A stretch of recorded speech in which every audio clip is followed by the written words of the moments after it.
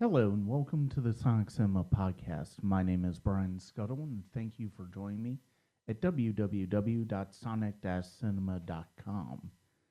Today is my annual Best of an Oscar podcast. I've been doing this since 2016, and basically I'm going to run down my personal movie year, sort of put the bow on that, as well as talk about the Oscars. And there's a lot to talk about as far as the Academy Awards this year. This is a very interesting, I wouldn't necessarily say really good year for the Oscars. I mean, apart from the issues they've self inflicted when it comes to the show, when it comes to the broadcast, host, no host, possibly having some of the categories be awarded off during commercial breaks, all of that stuff. I mean, that's basically inconsequential stuff at this point. I mean, it is consequential, but the fact of the matter is, those are all self-inflicted issues for them as well. Um, it also makes the awards that much more interesting, and I've if you've followed me on Patreon, at patreon.com/Sonic Cinema, you will.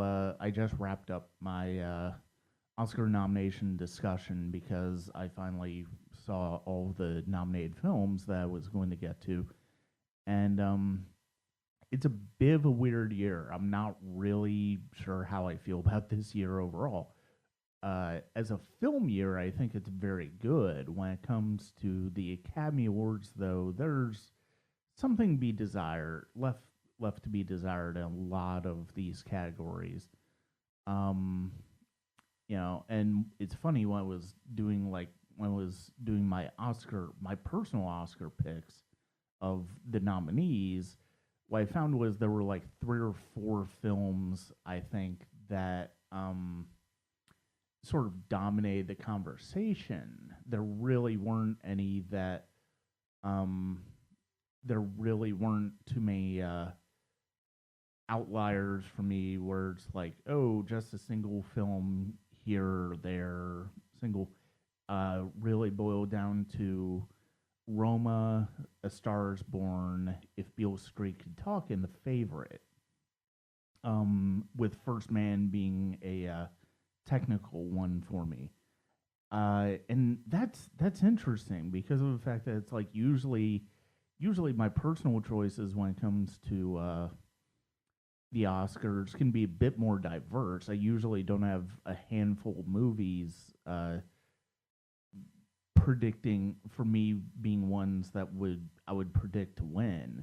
I mean, it's kind of surprising that I don't have Black Panther winning my personal ballot in any of these categories. And it's not that I think it was a bad film. I thought it was a fantastic film. That's what makes it more surprising.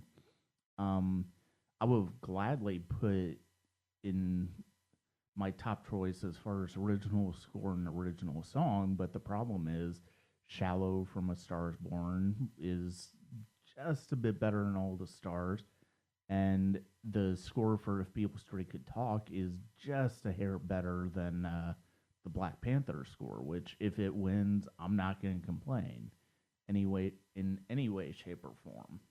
Um, so it's really kind of interesting just how the Academy Awards just sort of landed with me this year, and a lot of it boils down to the fact that I think they made some really good choices as far as individual nominations. I think there are a couple movies that I would say I will prefer that they not nominate, namely Bohemian Rhapsody and Vice, which I don't think are very good movies. In fact, I think they're kind of two of the worst movies that the Oscars have nominated, especially for the Best Picture category. Um, but and the thing with Vice is I just didn't I didn't really like the way M. McKay presented the story of Dick Cheney. I think there's a great movie to be made about Dick Cheney. I have nothing. I'm not a fan or ardent supporter of Dick Cheney at all as an individual, but I think despite that, he's still one of the most consequential people in American politics over the past 40 years. And I don't think Vice is a biopic that is um, sort of takes that seriously. And I think that's one of the biggest problems I had with the movie. Um, it almost felt like a parody of a political biopic as opposed to like a real biopic. It almost tried to be a satire, which I think that I have nothing against political satire, but when you're very clearly telling um when you're very clearly trying to document an individual's life and it's presented as the actual individual, I think that's a problem. There's a big difference between what Adam McKay did in Vice to what Mike Nichols did in Primary Colors, which I think is probably what they were trying to go with, but because of the way Primary Colors told that story, even though it's very clearly inspired by the Clintons, it tells it a lot.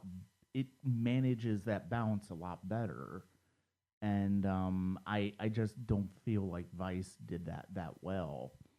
Um, as far as the Academy Awards, I mean, I the biggest disappointment for me is that If Beale Street Could Talk didn't get more love. It got 3 nominations, which is terrific, and I can see a logical scenario where it wins all 3 of those categories, but which is supporting actors for Regina King, adapted screenplay, and original score. But I just the fact that it's not in Best Picture and something like Green Book, something like Bohemian Rhapsody, something like Vice is disheartening. Because Barry Jenkins, I think, is one of the best filmmakers we have working right now. Both Moonlight and If Beale Street Could Talk really are terrific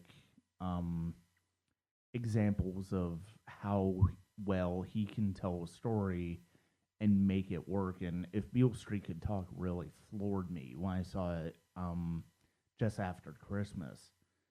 And I was so disappointed that it didn't get more love from the Academy. I hope it wins something on Sunday. I would like to see Regina King win Best Supporting Actress,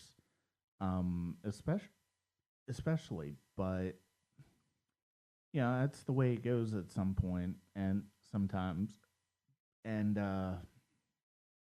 there's just so much going around as far as the Oscars, and there's so much like Roma is probably my top choice of the Best Picture nominees this year. I thought was I thought Alfonso Cuarón did a beautiful job with that movie, and Wade won to do what he tried to do, and I think what he did was exceptional. Um, but at the same time, I'd like to see Black Panther win. It's like because I think one of the thing that Black Panther does so beautifully is it it for me it is the best Marvel Cinematic Universe film. Now, is it necessarily like the best MCU film in terms of its place in the MCU? No, I think it's the best film from the MCU, which is, and those are different things because I think what Ryan Coogler did so great in that movie is that he basically he basically told the story that he wanted to tell within the framework of a Marvel movie. And it's a story that is very similar to ones that is told in Creed and Fruitvale Station. And that's one of the things that I felt was so amazing about what he accomplished while also making a terrific Marvel movie. And so, when people complain about Black Panther being a Best Picture nominee, it's like it deserves it. It really is a legitimately great film, I think. And I think it's a significant film, and for a lot of reasons. Um, I mean, it's the same reason that I think it's one of the same reasons that Spider-Man Into the Spider-Verse, which is my clear pick for best animated feature, is so beloved, and why people really gravitate towards, because it told a story that was within the framework of a superhero movie, but also would work outside of that genre. And I think that's one of the important things about it. Looking more specifically into the Oscars, I would say Roma is probably going to be best foreign language film. Best live action short film. I only got to see one of them. Um, I would love to know what, if and when I can ever expect any of the short films I see over the years nominated for an Oscar. That I think there are several been more than worthy of the possibility. It's just, yeah, I'm kind of curious as to how that would work. Uh, Animated short film, for me, it was Weekends. One Small Step was the only one that I did not see, but Weekends was just such a beautiful movie. Really, it's a wonderfully animated look at a uh, a child of divorce, and what he what they see, when they go through, with their mother versus their father. And it's such a beautiful movie, and I hope that wins animated short. Into the Spider Verse, I truly hope wins best animated feature.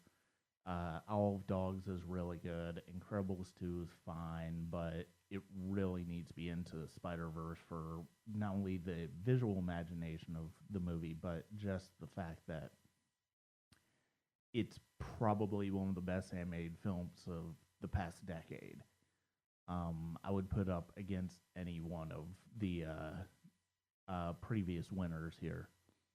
Best documentary short subject. There are a lot of really good ones. I have possibilities here. I was able to see all five of them, and that's one of the things I hope to do later in the future is see more of the short nominees before Oscar night. And I would say Black Sheep is probably my favorite one. I can see any of the five winning. I can see A Night of the Garden, a uh, which is about a Nazi rally at Madison Square Garden in 1939. I can see Lifeboat, which is about refugees uh, coming into trying to make the trip to Europe. Um, but I can see Black Sheep, which is about a young black man dealing with prejudice and racism in his hometown wing as well, and that's probably my top pick for it.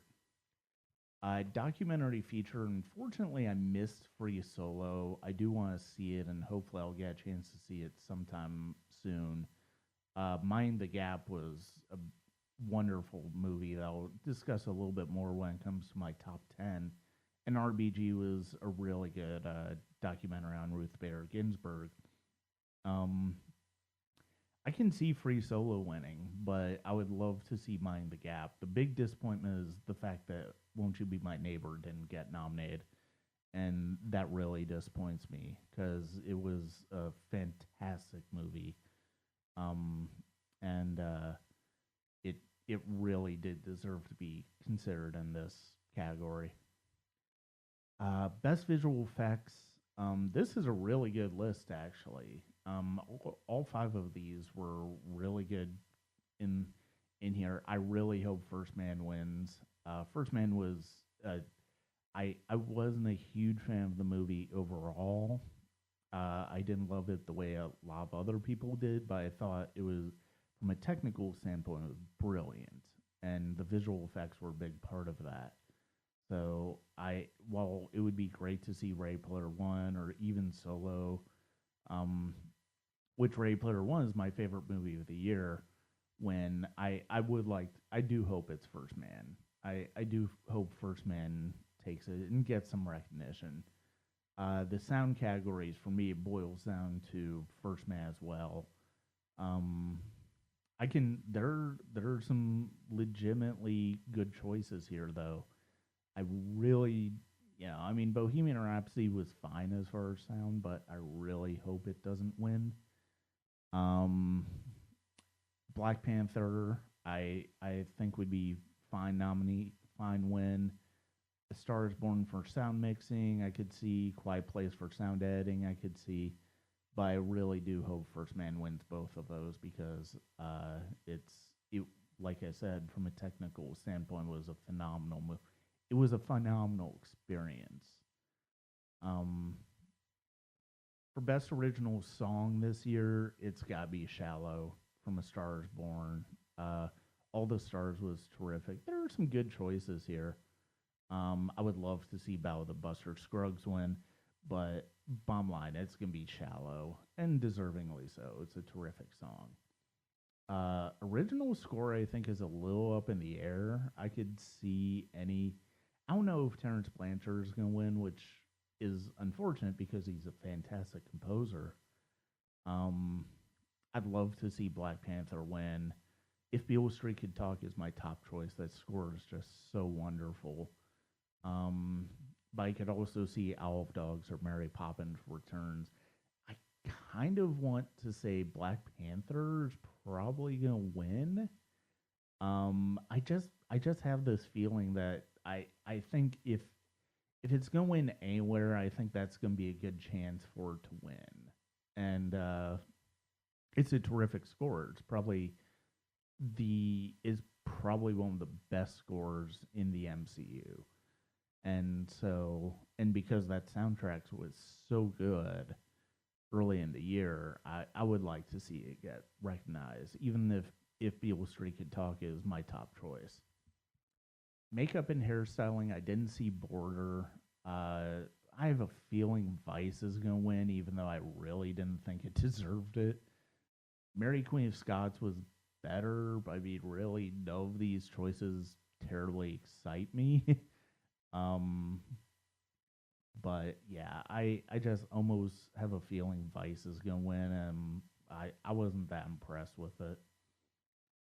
Uh, Costume design, I can very much see the favorite winning here, but I do kind of hope it's Black Panther. I think that'd be another good possibility for here.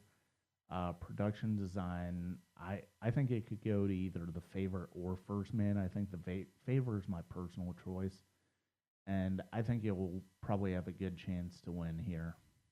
Film editing, I don't even know where to begin with some of these. Bohemian Rhapsody's editing, like there's a clip of the editing in Bohemian Rhapsody that really just makes you wonder what the heck anybody was thinking when it came to editing the movie together. And John Ottman's always been such a good editor for Bryan Singer. That's one of the things that's so crushing about that. It's like, really, that's not that good. Vice would be a good choice. I mean, the editing is probably one of the things that I was most impressed with about the movie, but overall, I'm just not a fan of that movie. So, Black Klansman could get. I think that or The Favor would be my top two choices. Um, I just, I just this is kind of a lost category for me. Like there are none of these that really excite me. Um, Cinematography, I would be surprised if it's not Roma. I would be really surprised if it's not Alfonso Cuarón for Roma.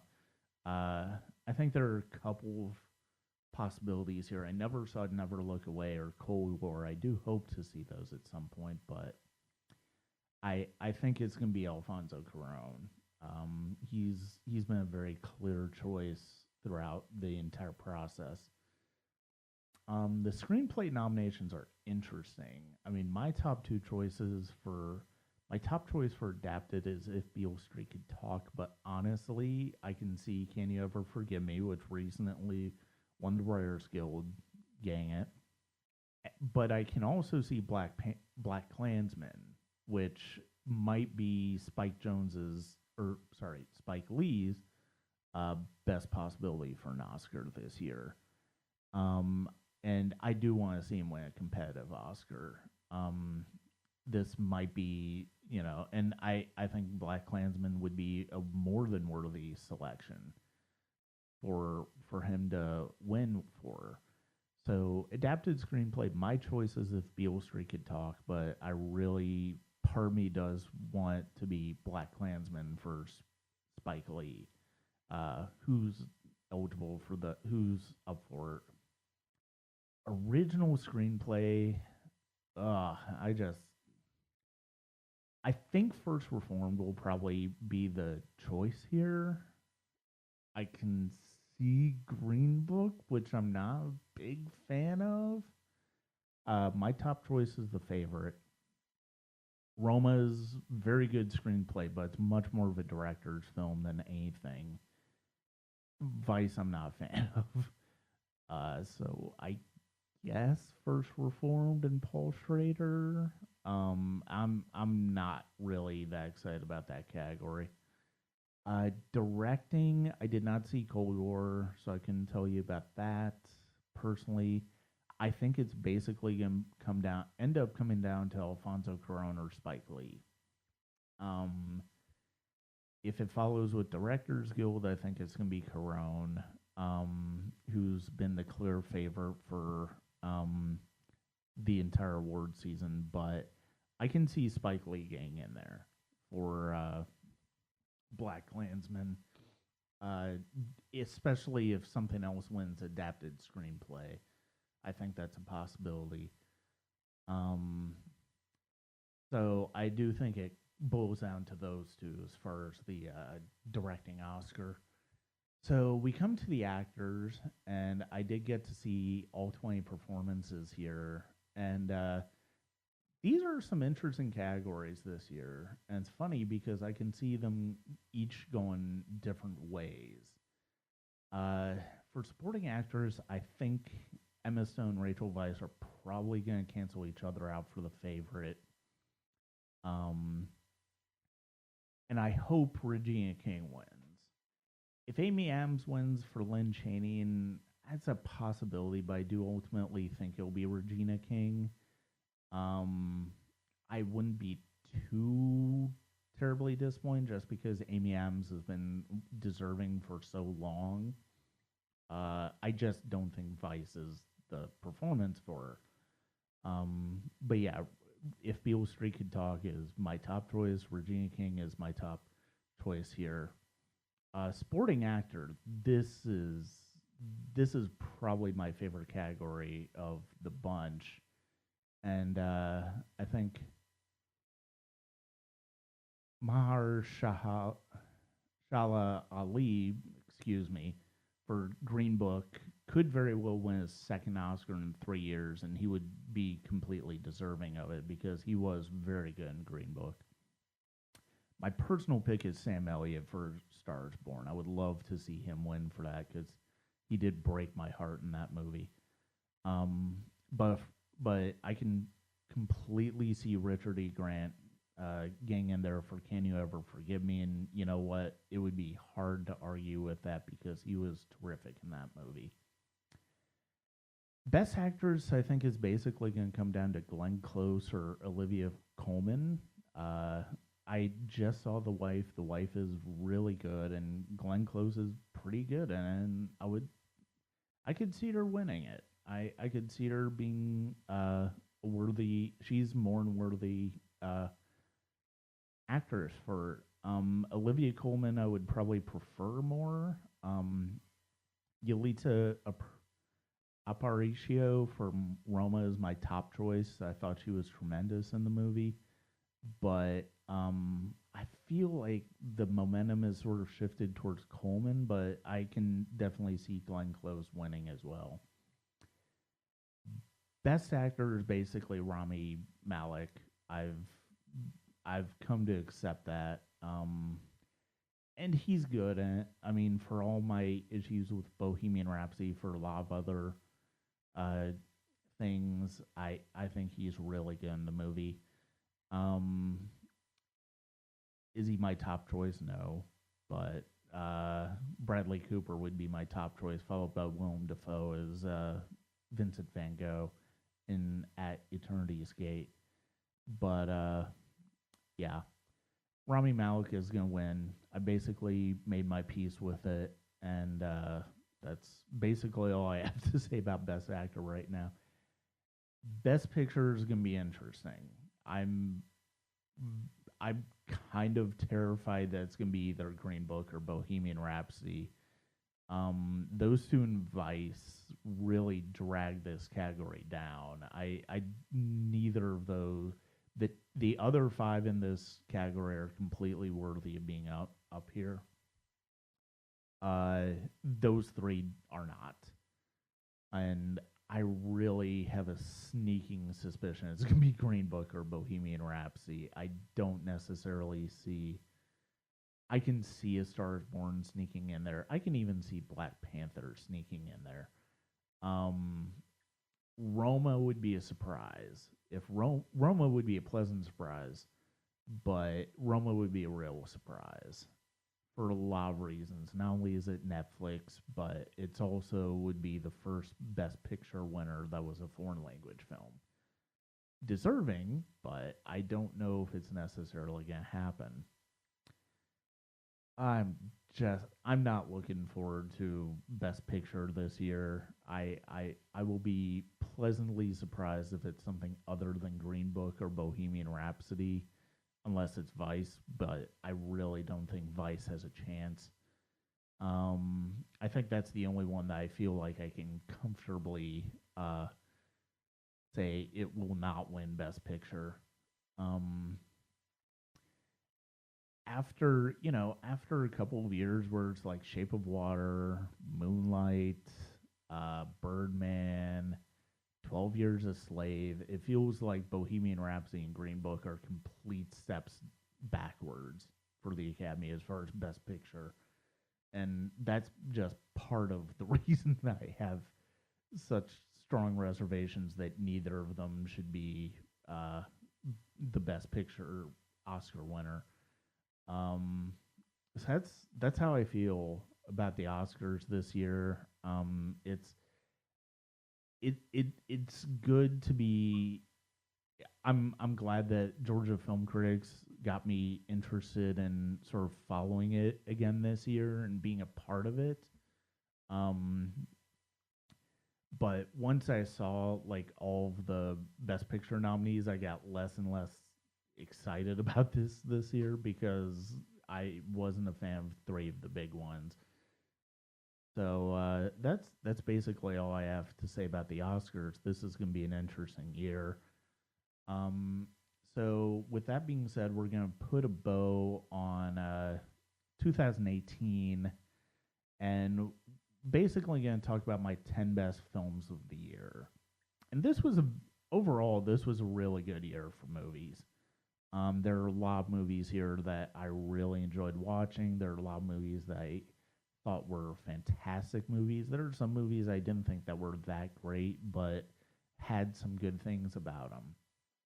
Um, but the 10 best movies of 2018 for me were movies that were they weren't necessarily all um, big favorites, but they're all movies that really struck me in a pretty big way when it came to what they did with cinema and how they portrayed the stories that they did. So, without further ado, we'll go through my top 10 list.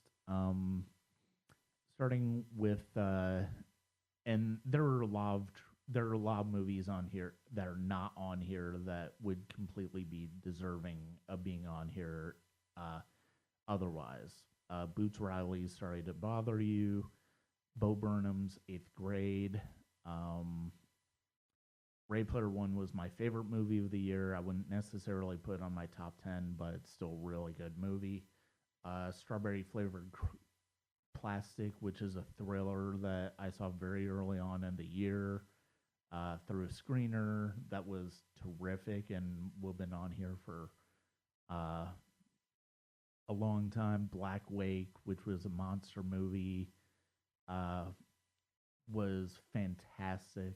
Um, and there are so many more. I'll put the link to my retrospective on the Sonic Cinema presentation of this, so you can go back and look at that. But yeah, there were a lot of other movies that there are some movies I haven't seen yet that I want to see, but there are also a lot of movies that I did end up seeing that would have been good on here as well, like Death of Stalin, Blind Spotting.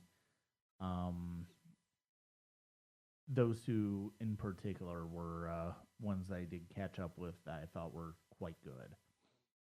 So, starting with number 10 is a Danish thriller that I watched via screener um, from Magnolia Pictures, was called The Guilty. It was eligible for the foreign language film nomination, but didn't get one. But it's a fantastic thriller. It's basically about a cop who is he's working the 911 calls while he's on administrative leave from being a detective, and he's trying to manipulate this one call that he's getting to work out in terms of making sure everything works out all right. And it's basically focuses on him at the desk, and it's just really fantastic. And you come to get to know the character over the course of the 90 minutes, and it's such a good movie. It's one that really had big impact on me when I first saw it, and I you can find a quick take on it on the YouTube channel, the Sonic Cinema Podcast YouTube channel. And so that's my number 10 movie of the year. Number 9 is Spider-Man Into the Spider-Verse. I was completely enthralled by uh, what that movie did. As far as it's one of my favorite comic book movies of all time. It's one of my favorite animated films of the past decade. It's such a fantastic looking movie. On part of the fact that it also does a great job with Miles Morales' story, in a story that could have very well gotten away from Miles Morales but didn't. And that's one of the things that I love the most about it, is that even though you have Peter Parker, even though you have Spider Gwen, even though you have Spider Man Noir, and even though you have Spider Ham, it all comes back to Miles Morales. And it's just such a spectacular movie and such a wonderful movie to watch. That was Spider Man Into the Spider Verse. And it's, like I said, it is one of the best animated films I've seen in the past decade.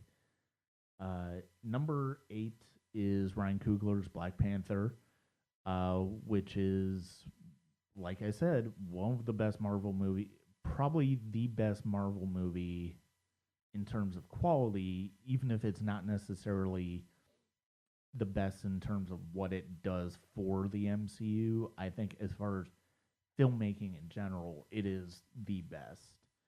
for what it does. I would put it up there with Logan. I would put it up there with Winter Soldier. I would put it up there with any superhero movie that has really expanded what superhero movies can do. And I think a big credit to Ryan Coogler for being able to do that within the framework of a Marvel movie.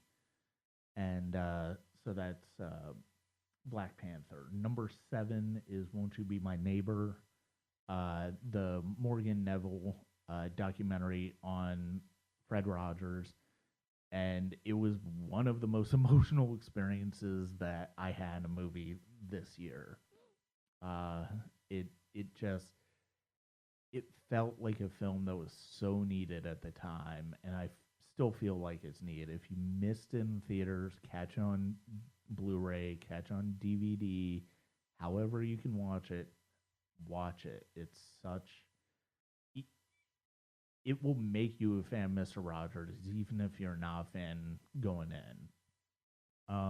And give you a great deal of respect for how he used his platform and used his faith to just be a good person without really, especially without really making his faith a without just turning Mr. Rogers' Neighborhood into just something to, as an evangelical tool. And I think that's something that a lot of people don't really appreciate enough about him. And that's it's one of the things that comes out crystal clear when you watch Won't You Be My Neighbor, and it's a film that's completely worth watching and really affecting, emotionally speaking. This was a really good year for documentaries, and it's amazing that Won't You Be My Neighbor wasn't even the best one for me personally this year. Um, Number 6 is Hereditary by Ari Aster.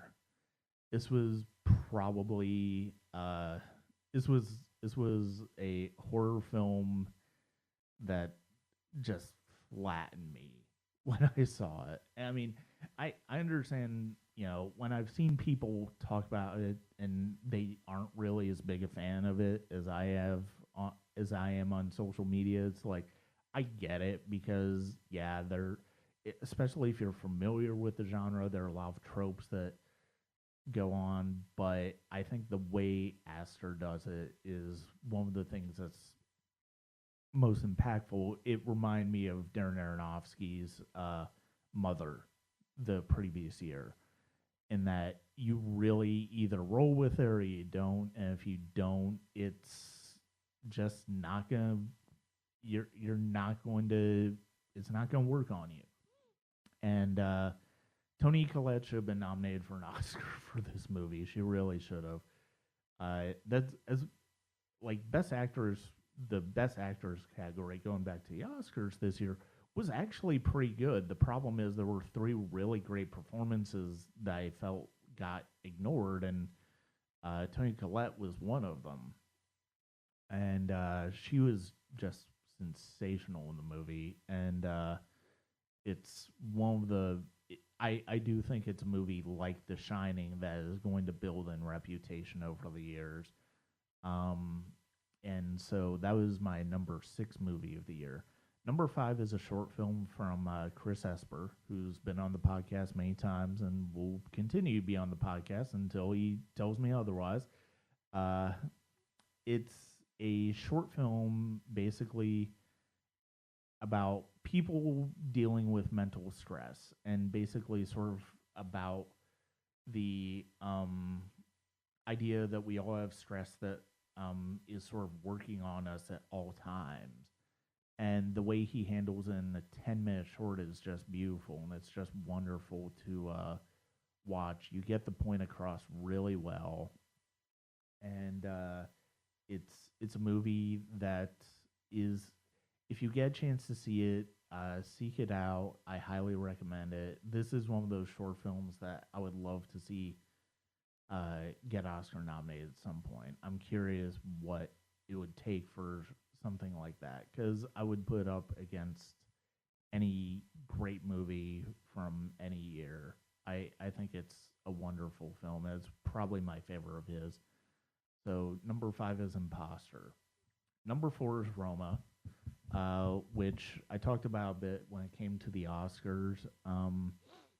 And Alfonso Cuarón just did such a wonderful job with telling this simple story in a way that is complex, technically speaking, but not overwhelmingly complex. I don't think it's showy in the way that we tend to think of projects like this as in terms of how the cinematography and directing is. It's like it's basically Cuarón's movie, but it still deals with the characters and still focuses in on the characters and the story, and that's one of the things that's so wonderful about it. So number 4 is Roma. Number 3 is Minding the Gap, which is there were a lot of really good documentaries this year. This was easily the best one for me. It's about friends who connect through skateboarding, but they also find out they have a little bit more in common when it comes to how their lives have been shaped with their family, their the past with their families and what have you. And it looks at masculinity and how to become a responsible man in a way that really is something that needs to be seen. I think regardless of how old you are, I think any any male would do right to watch this movie and really think about their own lives and how they go about their own lives and how they go about thinking about masculinity. And I think that's one of the biggest things that can be gained out of a documentary like Minding the Gap. Number 2 is a movie that's actually coming out this year, but I put it in my 2018 list because I saw it in 2018. It is Princeton Holt's 2050, and it is going to be hitting Atlanta sometime in the spring. And it's people call this satire, a science fiction satire about artificial intelligence, about sex bots, about that, but there's so much more going about in the movie, and I hope to talk to Princeton and the writer of the film, Brian Ackley, a little bit more about this in depth in a podcast, because it's honestly it's one of the best films of the decade, and it's a film that really affected me when I saw it, and because of the fact that it deals with I think it deals with artificial intelligence as seriously as and emotionally as Spielberg's AI does. But what it does, it's so reductive to just say it's about sex bots. Oh, it's not just about sex bots. It's about how we connect as humans. It's about how we get fulfillment with humans.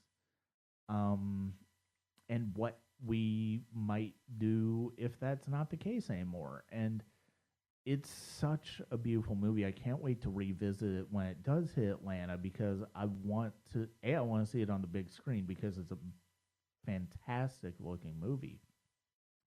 But I want to see what I want to go deeper into what Princeton and Brian have done and in telling this story. And it's such a fantastic film. It's such a beautiful film.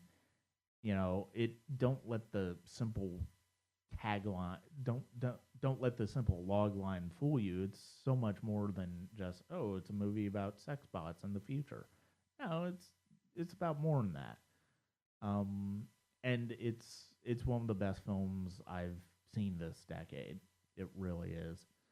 That leads me to my best film of the year, and if you were paying attention during the Oscars discussion earlier in this podcast, you probably know what it is. It's Barry Jenkins' If Beale Street Could Talk. This movie hit me like a punch to the gut when I saw it shortly after Christmas. I loved Moonlight. I didn't, so I was looking forward to what Barry Jenkins did when it came to his adaptation of James Baldwin's book. I did not expect it to have the impact on me it did. It's one of the best movies I've ever seen, and it's one of the best movies this decade. It's a movie about two people. It's basically about the lives of Tish and Fonnie, who have grown up together and have fallen in love, and have adversity in twofold when Fonnie is accused of rape and goes to prison, and Tish is pregnant, and what both of those mean for their future. And it's set in 1970s New York, and it reminds me a lot of the Before trilogy by Linklater in how it tells like this complete story of these two people in love, and the way that that's condensed into a 2-hour movie, and the way that you feel like you're watching an entire lifetime just happen in front of you, while all the while they're dealing with the biggest moment of their lives. And it's such a beautiful movie. It's such a wonderful movie. Kiki Lane and Stephen James as Tish and Fonnie did not get the love that they should have this award season. They're every bit as good in this movie as Regina King is. And it was this I can't wait to revisit this movie. I wanted to revisit in theaters. I didn't get a chance to, but oh my god, did this movie dig into me, and I cannot wait to revisit this movie. It's I hope it wins something on Oscar night. If it doesn't, it doesn't. There are great movies all the time that don't win Oscars. It's criminal that this did not get Best Picture nomination, but Bohemian Rhapsody, Green Book, and Vice did. I just don't even know what to say about that. It's such. I think it's a movie that's really going to find more of an audience than it already has. I think as people start to discover, they're going to realize what they missed out on, and I can't wait for that to happen. And so, with all that being said, that wraps up 2018 on the podcast for me. I'm gonna continue catching up with movies because there's still a lot of movies I haven't seen. Suspiria, Bad Times at the El Royale are just a couple of them. I do want to see Free Solo. There are other movies I want to see, and I'll get to them at some point. Coming up on the podcast, we're going to continue the Class of 99 series with a great discussion with Brian Ackley, the writer of 2050, on Being John Malkovich, as well as plenty other Class of 99 discussions. Hope to have Princeton and Brian on to talk about 2050 as the movie continues to release out into theaters. And that's it for me. You can catch the Sonic Cinema podcast on YouTube at the Sonic Cinema podcast. Hit us up on patreon.com/Sonic Cinema. Subscribe. I recently just finished up my little Oscar discussions, which included listing what I will have nominated for the respective categories. a lot of which can coincide with my own ballad for the Georgia Film Critics Association. So that's a good little bonus there. I've got more coming up for Patreons. Thank you to everybody who's subscribed to that so far. It really has helped. And that's it for me. Thank you for joining me at soniccinema.com, sonic-cinema.com, and there's going to be more reviews and blogs coming up. Thank you.